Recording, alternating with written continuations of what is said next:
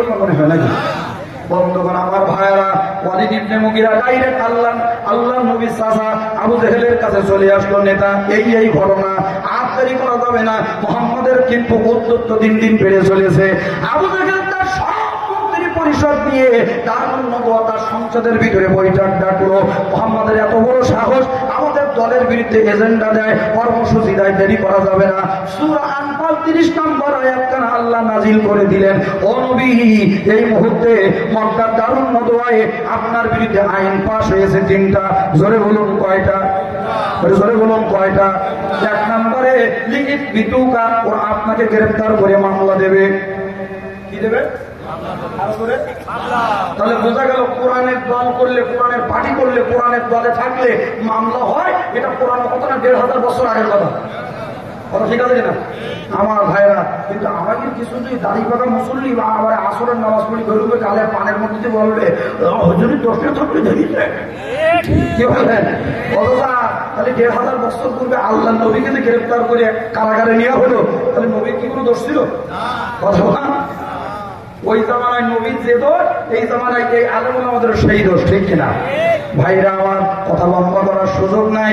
আল্লাহ নবীর বিরুদ্ধে 1 নম্বর আইন হলো লিখিত বিতুকা, 2 নম্বর আইন আউয়ে খুরিজুকা, এ দেশের থেকে আপনারে বের করে দেবে, 3 নম্বরে আউয়ে তুলুকা, আপনারে ওরা হত্যা করে ফেলবে।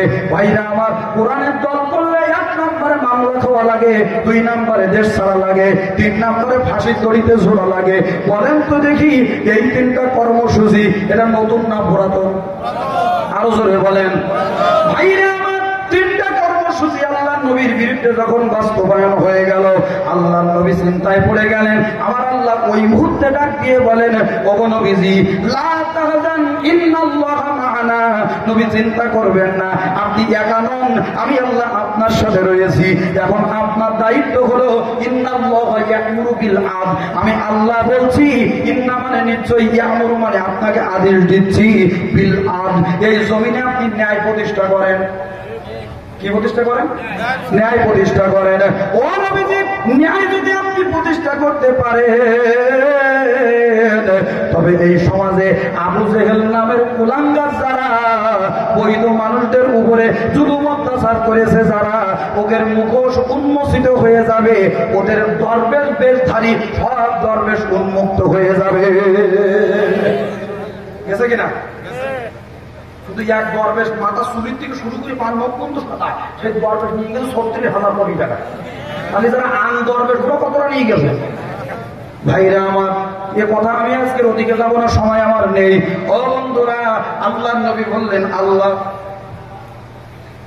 নবী বললেন, আল্লাহ আমি আদল কেমনে প্রতিষ্ঠা করব, কোন কায়দায় প্রতিষ্ঠা করব?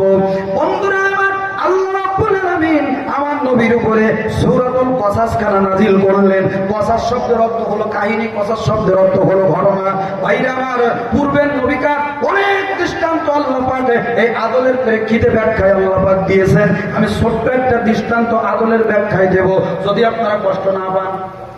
তা করতেছে মনে হয়, একটু জিকির করেন, লা ইলাহা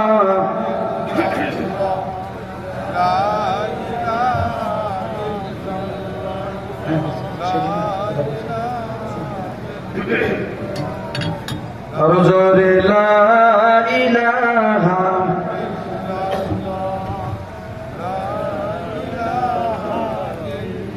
নবীর রওজা শরীফ দেখে মন ভরে না, নবীর রওজা শরীফ দেখে মন ভরে না, দিদার দাও গো শাহে মদিনা। নবীর দিদার চাই কি চাই না? সবাই বলেন চাই কি চাই না? আল্লাহ কবুল করুন, বলেন আমিন। ভাইরা আমার, সময় অল্প তো, এই জন্য একটু তাড়াহুড়ো করতেছে। আপনাদের কি বুঝতে কষ্ট হচ্ছে? অসুবিধা হচ্ছে নাকি? ভাইরা আমার, আল্লাহ নবীর উপরে 1 নম্বর আদেশ হলো বিল আদল, জমিনে আপনি ন্যায় প্রতিষ্ঠা করেন। ভাইরা আমার, ন্যায়ের উত্তম দৃষ্টান্ত নেন জামানার ইমাম মালিক রাহমাতুল্লাহ আলাইহি। ভাইরা আমার, 10 বছর মদিনায় ইমামতি করেছেন। জোরে বলেন সুবহানাল্লাহ। তিনি একখানা ফতোয়ার কিতাব লিখেছেন, নাম হলো মুওয়াত্তা মালিক। অনেক কিতাব তিনি লিখেছেন।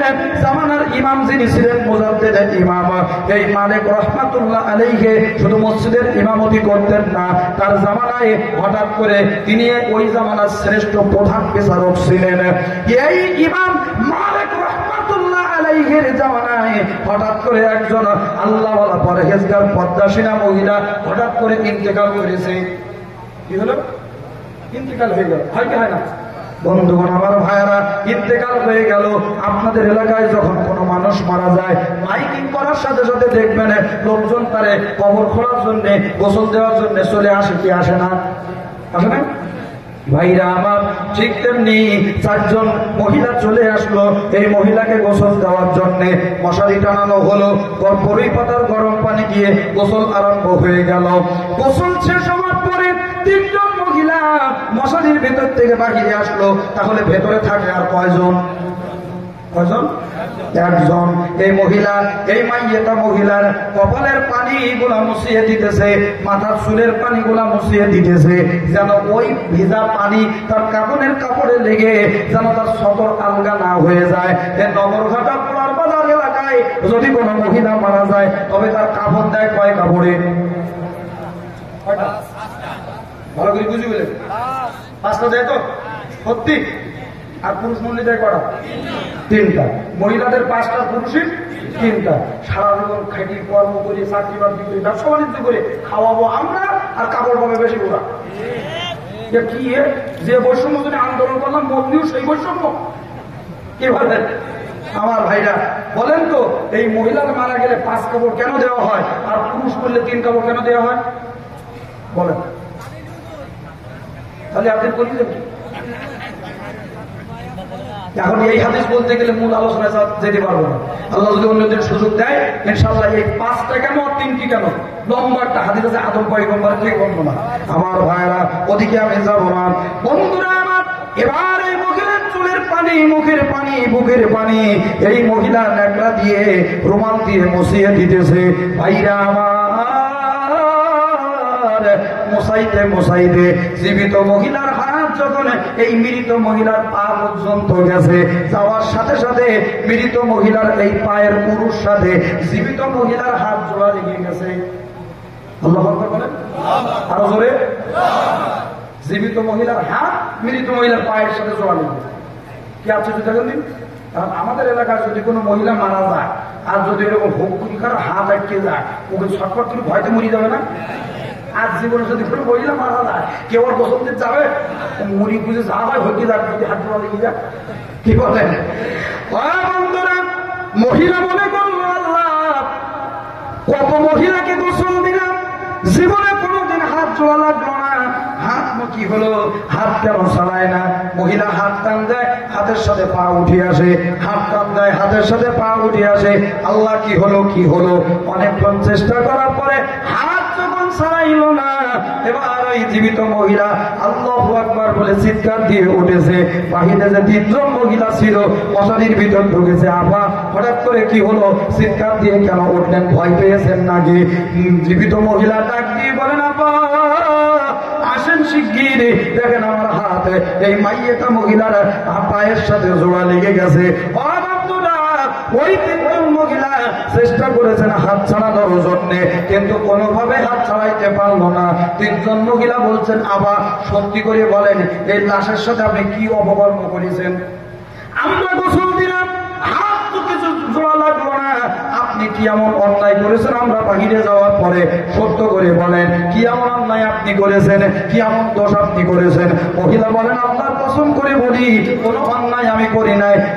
তার গায়ের পানি মুছাইতে মুছাইতে পুরো পর্যন্ত যাওয়ার সাথে সাথে হাত আমার জোড়া লেগে গেছে। ভাইরা আমার 3 জন মহিলা মসজিদ থেকে বাহিরে আসলেন, ইমাম সাহেবকে ডেকে আসলেন, মুফতি সাহেব ডেকে আনলেন। হুজুর এই ঘটনা, এখন সমাধান কি হবে? ইমাম সাহেব আরো কয়েকজন মহিলা মশারির ভিতরে ঢুকিয়ে দিলেন হাত চালানোর জন্য, তারাও ফেল মেরে গেল। ভাইরা আমার, এবার ইমাম সাহেব ওই যে মহিলা মারা গেছে তার স্বামীরে ডেকে আনলো, আর যে মহিলা হাত আটকিয়ে গিয়েছে তার সামনে ডেকে আনলো।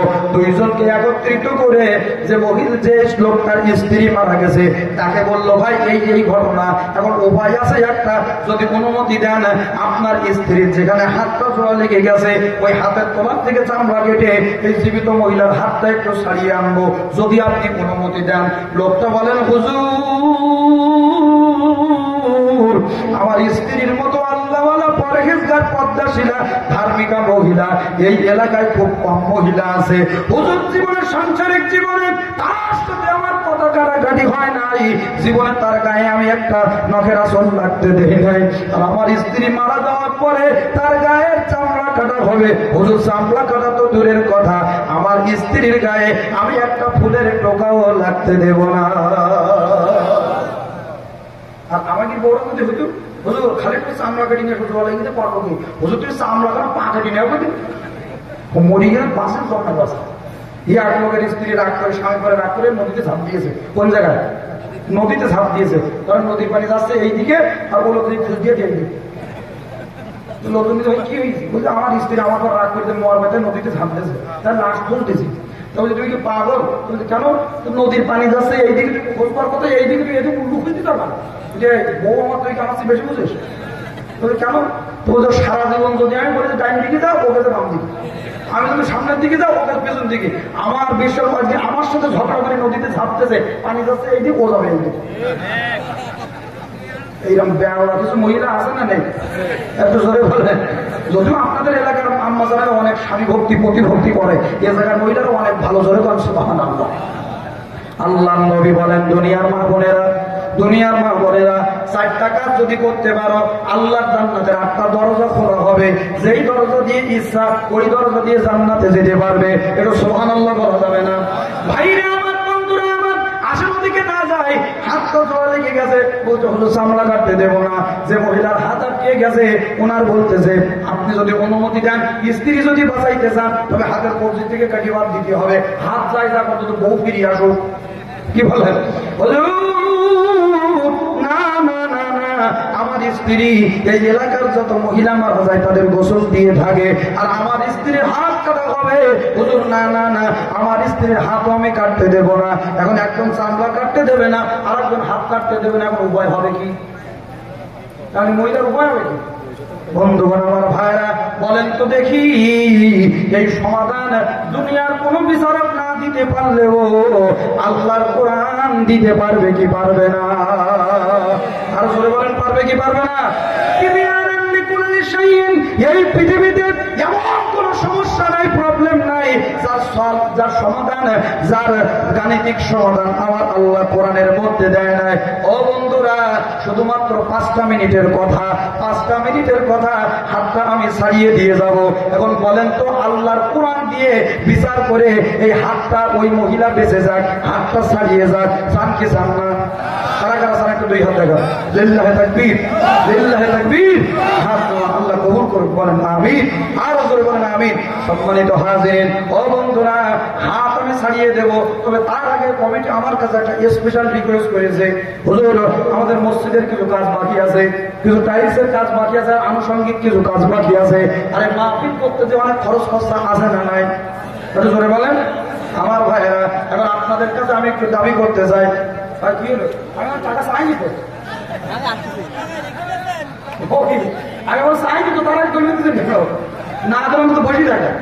আমার ভাইরা, ও বন্ধুরা শোনেন, এই যুগে আমার ভাইরা হযরতে আবু হুরায়রা থেকে হাদিস খানা বর্ণিত। আল্লাহর নবী বলেন, ওয়ান আবি হুরায়রা রাদিয়াল্লাহু তাআলা আনহু ক্বাল রাসূলুল্লাহ সাল্লাল্লাহু আলাইহি ওয়াসাল্লাম, ইযা মাতাল ইনসানু ইনকাতা আনহু আমালুহু ইল্লা মিন সালাসাতিন, ইল্লা মিন সাদকাতিন জারিয়াতিন আও ইলমিন ইনতাফু বিহি আও ওয়ালাদিন সালিহিন ইয়াদউ লাহু। সুবহানাল্লাহ। হাদিস আমাদের জানা। আল্লাহর নবী বলেন, মানুষ মারা যাওয়ার পরে 3টা আমলের দরজা খোলা থাকে, তার ভিতরে একটা সদকায়ে জারিয়া, নেক সন্তান রেখে গেলে যদি সন্তান ভালো কাজ করে তবে পিতামাতার কবরে ওর একটা অংশ দেওয়া হয়। জোরে হবে না সুবহানাল্লাহ? বন্ধুরা, আব্বা মা হারিয়েছি, আব্বা মা হারিয়ে গেছে, দাদা দাদি শ্বশুর শাশুড়ি নানা নানি। ও বন্ধুরা, আব্বা মার জন্যে আজকের এই মসজিদের জন্যে নবী বলেন মান বানা লিল্লাহি মাসজিদান বানাল্লাহু লাহু বাইতান ফিল জান্নাহ। দুনিয়ায় যারা মসজিদ নির্মাণ করবে, সহযোগিতা করবে, বানাল্লাহু লাহু বাইতান ফিল জান্নাহ, আল্লাহ জান্নাতের মধ্যে তাদের নামে একটা ঘর বানাবে। সুবহানাল্লাহ। বন্ধুরা আমার, আল্লাহর ঘরের এই কাজের জন্য আর এই তাফসীর মাহফিলের খরচ খরচার জন্য আব্বা আমার নামে, দাদা দাদির নামে প্রথম একজন ভাই একটু হাত উঁচা করবেন। আমি মোট 20 জন ভাই, 30 জন ভাইকে একটু দেখতে চাই। একটা করে 1000 টাকা 30 জন ভাই একটু হাত উঁচু করবেন। হুজুর, আমি আমার আব্বার নামে, আমি আমার মায়ের নামে, হুজুর আমি আমার দাদা দাদির নামে আল্লাহর ঘরের উন্নয়ন কল্পে 1000 টাকা দেব। জিএম কসর আলী লিল্লাহি তাকবীর। আমি হুজুর কি করি সাবধানী। আল্লাহ জিএম কৌশল আলী অধ্যক্ষ সাহেব হুজুর 1000 টাকা ধরে কর মারহাবা। আর একটু ধরে বলুন মারহাবা, লিল্লাহি তাকবীর। বিশেষ মেহমান আলহাজ ইবাদুল 10,000 টাকা ধরে কর মারহাবা। মেম্বার রফিকুল ইসলাম 2000 টাকা ধরে কর মারহাবা। আর ধরে মারহাবা, লিল্লাহি তাকবীর। আল্লাহ তাআলা একজন মারা গিয়েছে, তার ওয়াইফ 200 টাকা একটু দোয়া করে আল্লাহুম্মা আমিন। আয় আল্লাহ তাআলা, গুনাহগার আল্লাহ তোমার ঘরের জন্য দান চাওয়ার সাথে সাথে আমার সম্মানিত হুজুর জিএম কৌশল আলী হুজুর আল্লাহ গুনাহগারের হাতে 1000 টাকা উঠিয়ে দিলেন। আল্লাহ